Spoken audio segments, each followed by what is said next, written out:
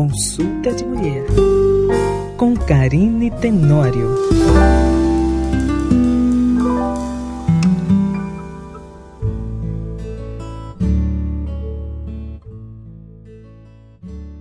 Saúde das mamas é um assunto que interessa a todas as mulheres, especialmente aquelas que já tiveram casos de câncer na família.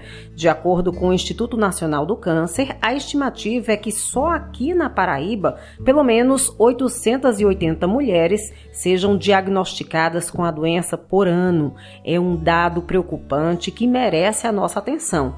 Mas como devem ser os cuidados com as mamas? Quais os avanços da medicina para o diagnóstico e também para o tratamento da doença?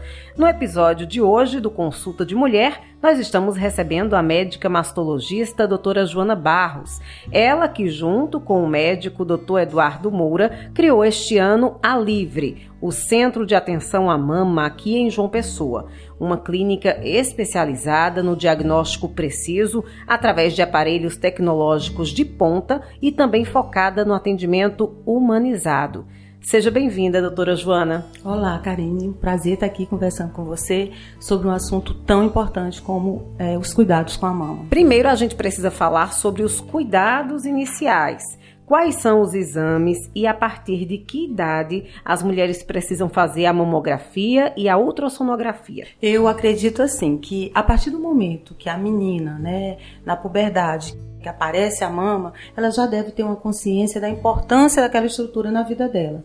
Então ela já deve sim ser alertada para observar a mama. Normalmente a adolescente ela tem um desenvolvimento assimétrico. Tem sempre uma mama que cresce mais que a outra. E isso é causa de grande pavor para elas, porque elas se sentem assim, aterrorizadas, acham que tem alguma coisa errada e às vezes nem falam com as mães. Então, esse desenvolvimento assimétrico é normal. Às vezes, essa assimetria ela se torna tão importante que realmente você precisa fazer uma correção através de cirurgia plástica. Mas isso é uma variação anatômica, não tem nada a ver com câncer de mama. Então, a partir daí, a gente já vê a importância da adolescente ter essa atenção. Existem as alterações que são bem comuns na puberdade, Tem o fibroadenoma, que é um nódulo de mama extremamente comum e às vezes ele cresce muito. Então a menina percebe aquele caroço na mama com 12, 13, 14 anos, e fica apavorada. A mãe fica mais apavorada ainda. E é preciso que as mulheres saibam que é possível isso acontecer e que não precisa desespero. Procurar o mastologista ou o ginecologista para realizar uma ultrassonografia de mama, que é o exame orientado para essa faixa etária. Já a mamografia tem uma idade adequada. Exatamente. A mamografia ela é o exame mais importante no rastreamento do câncer de mama. É o padrão ouro que a gente chama, e ela é utilizada mundialmente com esse objetivo. Encontrar precocemente o câncer de mama e dessa forma a gente atingir maiores níveis de cura, Mas a mamografia ela é determinada como rastreamento a partir dos 40 anos. Em determinadas situações especiais, ela pode sim ser utilizada antes. Exemplo, a mãe teve câncer de mama aos 45 anos. A filha deve começar a fazer a mamografia a partir dos 35, quer dizer, 10 anos antes do diagnóstico da mãe. Bem, e o diagnóstico preciso é fundamental para a corrida pelo tratamento, caso a doença seja descoberta. E qual é a real situação aqui no estado? A senhora que está diretamente ligada à ONG Amigos do Peito, que acompanha há anos a situação do câncer de mama aqui no estado. Eu gostaria de te responder de uma forma mais positiva, A gente vai dando passinhos de formiga. A cada ano que passa a gente consegue dar um passinho mais. Aqui em João Pessoa a gente conseguiu grandes avanços em relação ao acesso para a mulher pessoense. Mas no restante do estado a gente realmente está apanhando muito. Eu falo apanhando porque eu me sinto na pele dessas mulheres. Porque quem é conhecedor do câncer de mama e sabe da possibilidade de você mudar totalmente a trajetória da doença através de um diagnóstico precoce, através de um tratamento adequado, você fica realmente se sentindo na responsabilidade de levar isso para essa mulherada que não tem acesso, né? Que é muita gente. A maior parte das mulheres não tem acesso a um plano de saúde, então. Eu disse para meu esposo, tu morreu de CA. Eu disse a meu filho, não vamos sair de dentro de casa. Não queira que eu saia de dentro de casa, não, deixe eu em casa. Porque eu vi o tanto que seu pai sofreu daqui para João Pessoa. E eu disse a ele, eu acho que se eu ficar em casa, eu vou viver mais. Eu mesmo, nem a ultrassom que eu fiz, a primeira foi a ultrassom que eu fiz. Eu demorei 6 meses para passar no médico da mastologista. Foi mais ou menos 1 ano. Para poder chegar no tratamento mesmo. Lá no Laureano demorou. Quando eu cheguei lá já estava 6 centímetros, bem avançado. Feito ultrassom, aí estava muito inchado. Tá correndo risco até de estourar. Uma demora dessa, assim, para conseguir um exame, por exemplo, de 6 meses, 1 ano, custa, sim, uma vida. A ONG, através desse trabalho, assim, bem focado, são quase 20 anos, né, quase 2 décadas de estrada, e aqui em João Pessoa, a gente conseguiu que a mulher tivesse acesso à mamografia a partir dos 40 anos.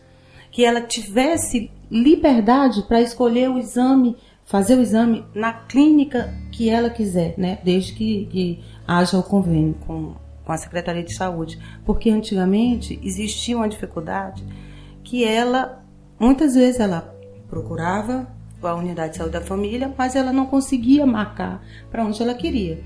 Então aquela solicitação feita pela médica ficava lá e ela era avisada depois aonde que ela iria fazer. E isso às vezes demorava, então ela desistia, ou então eles mandavam para um lugar que ela não queria ir. Então hoje nós conseguimos realmente dar essa acessibilidade para a mulher que parece nada, mas é muito importante. Olha só que contradição. Uma paciente tratada no Hospital Napoleão Laureano, a mastologista dela examinava, né? Às vezes pacientes que já tinham tido câncer de mama, solicitavam mamografia e essa paciente era destinada para fazer exame em outro serviço, sendo que o Laureano disponibiliza a mamografia. Então a gente percebia aí uma falta de estruturação na atuação desse rastreamento. Então a gente conseguiu dar uma melhorada nessa condição. Então os gestores, eles têm que ter um olhar especial, então que eles olhem com um olhar de amor, com um olhar humanitário, para facilitar, né, e amenizar o nosso sofrimento. Que os exames sejam exames bem feitos, porque não adianta você ir fazer uma mamografia e fazer uma mamografia errada, mal feita, fazer só por fazer. Na sua clínica, a Livre, vocês trabalham com um mamógrafo que produz a mamografia digital em 3D. Qual é o diferencial desse exame? Bem, a mamografia 3D, né, ou tomossíntese mamária, que é o nome dela mesmo, é como se fosse uma tomografia da mama. Você tem a possibilidade dessas imagens serem disponibilizadas para você em cortes. Então você tem um fatiamento da mama e você tem a chance de ver alterações que você não veria na mamografia sintetizada, que é a 2D, né? Então não é indicado para todos os pacientes, né? Isso daí realmente não é. As pacientes que têm mamas densas, as pacientes que têm alguma alteração que a gente chama de assimetria, que às vezes não é nada, é só uma superposição do tecido mamário, que quando você faz a mamografia convencional, a 2D, aquela imagem fica lá parecendo que ela é real. E quando você faz a mamografia 3D, que você tem um fatiamento, aí você vê que aquela imagem é apenas superposição de tecidos, né? Então isso dá uma segurança diagnóstica grande para a gente. E apesar dos planos de saúde não cobrirem esse método ainda, né? A gente acredita que esse investimento, que é um ônus muito grande para a gente, porque realmente encarece bastante o aparelho, mas para a gente é muito bom trabalhar com essa segurança, né? Então, melhora a acurácia diagnóstica. Bem, há muitos mitos sobre o que pode provocar o câncer de mama. casos de aborto, por exemplo, o leite materno, quando fica pedrado na mama da mulher, isso pode provocar câncer? Ai, tem muito mais mitos aí. Pancada na mama, utilização de sutiã escuro, preto, né? Outro dia a paciente perguntou para mim, utilização de desodorantes, né? Então, são muitos mitos. Inclusive, a questão de dizer que a mamografia, por si só, causa câncer de mama por conta da radiação. São todos mitos, né? Não existe nada disso. Na verdade, a gente tem uma dificuldade imensa de realmente colocar a mulher em segurança total. Isso não é possível, só se a gente não tivesse peito, né? Então, realmente, por isso que tem muita gente querendo fazer igual a Angelina Jolie, que não é também recomendado, porque a Angelina Jolie, ela tinha uma mutação que aumentava a possibilidade dela de ter câncer mais de 90%. Então, numa condição dessa, eu acho que a maioria das mulheres iria fazer. Mas isso acontece em apenas 5 a 10% das mulheres. Então, não é justificável você sair fazendo mastectomia bilateral de todo mundo, né? Então, voltando para consciência de que ser mulher é estar em risco, ter mamas é estar em risco e envelhecer, né, é risco também. Então, essa consciência tem que ficar. O fato da gente não ter história na família não nos liberta. Não muito pelo contrário, mas a maioria dos casos de câncer de mama diagnosticados hoje, as mulheres não têm história familiar nenhuma. Mais de 80%. Então, gente, a questão é vigilância, é consciência, realizar exames com profissionais bem capacitados, né, preparados para fazer. Eu digo assim, é um rastreamento mesmo, muito minucioso. E a mama, a imaginologia mamária, ela requer, eu sempre brinco com todo mundo, que é quase um transtorno obsessivo compulsivo. Porque a gente sabe que a gente é falível. A gente sabe que o aparelho, por melhor que ele seja, ele não vai nos dar tudo. Então, muita coisa depende da nossa atitude, né, como profissional, em ir atrás das minúcias, dos detalhes. Então, é muito importante que o imaginologista, ele realize esse exame, fazendo uma correlação do que a paciente sente, né, do que ele sente também. Às vezes, o paciente diz, eu estou com caroço aqui na mama. É comum quem faz o exame não tocar, porque supostamente aquela paciente já foi examinada pelo médico que solicitou o exame. Mas em mama, a gente tem que dar esse passinho a mais. Eu sempre pergunto para as minhas pacientes, quando eu vou começar a fazer o exame, alguma queixa? Tem alguma coisa que te incomoda? Porque a partir daquele sintoma que aquela paciente pode dizer, eu vou dar uma atenção maior àquilo, né? Na grande maioria das vezes, as mulheres, elas se queixam de dor mamária, que é muito comum, e se queixam também de áreas que elas acham que são nódulos. E às vezes não é. Às vezes é a própria distribuição do tecido mamário que causa essa confusão. E olha, doutora, a gente tem a participação de algumas ouvintes, viu? Bora ouvir esse áudio. Oi, bom dia. Meu nome é Leda e eu gostaria de saber sobre o câncer de mama, se existe vários tipos de câncer de mama ou se tem várias determinações, vários tipos. Essa é a minha dúvida. Obrigada. Bem, Leda, você fez uma pergunta ótima, porque realmente existem vários tipos, vários subtipos e cada tipo de câncer, ele deveria ser tratado de uma forma, né? Então, os estudos, né, a biologia molecular evoluiu muito e nos deu esse perfil desses diferentes tipos de cânceres de mama que são tratados de forma diferente e assim a gente consegue um resultado melhor no tratamento. Então, quando a gente realiza uma biópsia que vem um determinado tipo de câncer, aquele perfil ele vai ser analisado e vai ser determinado o tratamento específico para aquele tipo de câncer, aumentando as chances de cura dessa paciente. E olha, pelas minhas redes sociais eu também recebi algumas perguntas. Uma seguidora do meu Instagram perguntou se o fato da mulher amamentar reduz o risco de câncer de mama. Sim, existem fatores de risco, né, e fatores protetores. Ter filho cedo, ter muitos filhos, amamentar a partir de 3 meses. A gente considera a amamentação de 3 meses para frente. Então, uma mulher que amamenta 3 meses, a gente considera que ela amamentou. Mas se ela amamenta mais, melhor, né?